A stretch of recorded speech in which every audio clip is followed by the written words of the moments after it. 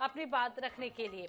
तीसरी खबर का रुख कर लेते हैं छत्तीसगढ़ से समन पर सस्पेंस। जी हाँ, छत्तीसगढ़ की पूर्व मुख्यमंत्री भूपेश बघेल के बेटे चैतन्य बघेल की मुश्किलें अब लगातार बढ़ सकती हैं। ईडी ने उन्हें शराब घोटाले मामले में पूछताछ के लिए बुलाया है। हालांकि चैतन्य के पिता और पूर्व सीएम भूपेश बघेल ने दावा किया है कि चैतन्य के पास ईडी का कोई समन नहीं आया है। समन आएगा तो जाएंगे, एजेंसियां बदनाम कर रही हैं। आपको बता दें कि पिछले दिनों ईडी ने भूपेश बघेल के आवास पर दबिश दी थी, जहां से कई दस्तावेज और नकद भी मिले थे, जिसके बाद ईडी ने पूछताछ के लिए चैतन्य को समन जारी कर दिया। माना यह भी जा रहा है कि पूछताछ के दौरान ईडी की टीम उनके आवास से जब्त दस्तावेजों और रकम से संबंधित जानकारी की भी मांग कर रही थी। लेकिन अब होली का त्योहार होने के कारण ईडी दफ्तर पहुंचने की उम्मीद कम है। चैतन्य यदि आज ईडी दफ्तर नहीं पहुंचे तो जो ईडी दोबारा समन जारी कर सकती है। अभी नोटिस नहीं, बात बताई जा रही है कि हाइट क्रिएट किया जा रहा है, कि किस तरीके का आपको लगता है? जबरदस्ती मीडिया हाइट क्रिएट करना ईडी का काम ही है।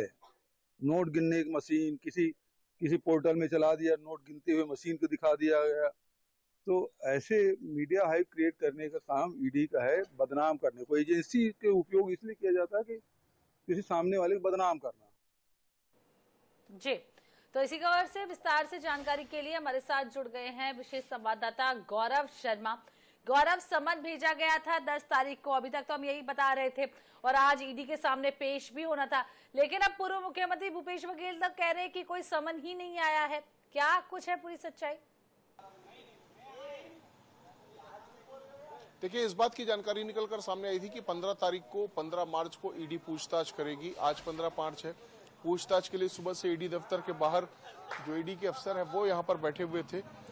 वे इंतजार कर रहे थे कि कब चैतन्य बघेल आएंगे और उनसे पूछताछ की जाएगी। यहाँ पर सुरक्षा भी थी, लेकिन अब यहाँ पर देखा जा सकता है कि सन्नाटा पसरा हुआ है। जहां तक बात नोटिस, समन और पूछताछ की है, पूर्व मुख्यमंत्री भूपेश बघेल ने स्पष्ट तौर पर कहा कि उन्हें कोई समन जारी नहीं किया गया, और जब समन जारी ही नहीं किया गया तो यहाँ पर पूछताछ के लिए आने का कोई सवाल ही नहीं उठता। तो अब ये कुल मिलाकर ये स्पष्ट है कि वे आज यहाँ पर नहीं आएंगे, पूछताछ के लिए पेश नहीं होंगे।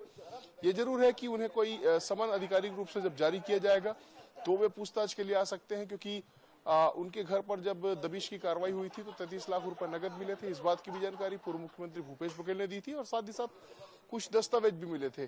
सुबह 10 बजे से आज ईडी के अधिकारी भी इंतजार कर रहे थे कि वे पहुंच सकते हैं करके, लेकिन नहीं पहुंचे।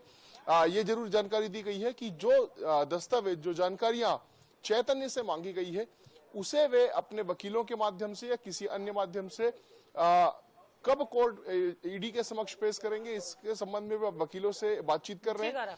जल्द से जल्द वे जो दस्तावेज है वो प्रस्तुत करेंगे ईडी को। जी, तो जल्द से जल्द दस्तावेज ईडी को प्रस्तुत किया जाएगा। बने रहिएगा गौरव हमारे साथ आनंद नारायण ओझा भी जुड़ गए हैं। और आनंद, आज समन आज की तारीख के लिए भेजा गया था और आज पहुंचने वाले थे चैतन्य बघेल, ईडी दफ्तर नहीं पहुंचे, क्योंकि अब तो पूर्व मुख्यमंत्री भूपेश बघेल का बयान भी सामने आ गया है कि कोई समन ही नहीं आया है। तो क्या कुछ है पूरी डिटेल?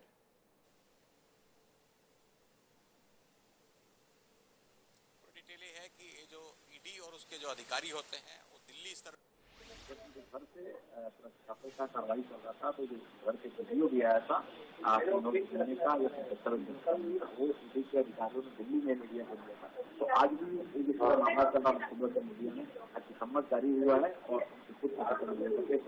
तो वही नेशनल मीडिया ने सम्मत दिया होगा और उसके आधार पर कहना है कि बदनाम करने की पड़े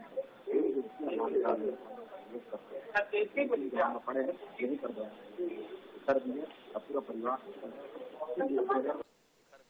पूरा परिवार अंदर है, सब कुछ शिथिल रूप से है। उनके पुत्र जो कुरुडी का खेत है और निवास वहाँ गए हैं चैतन्य बघेल।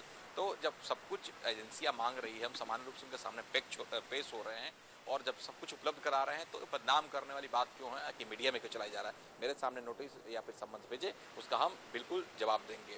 उन्होंने कहा कि हर बार ऐसे ही हो रहा है, भाजपा के इशारे पर एजेंसियां भाजपाई बनकर कार्य न करे और हमको बदनाम न करे।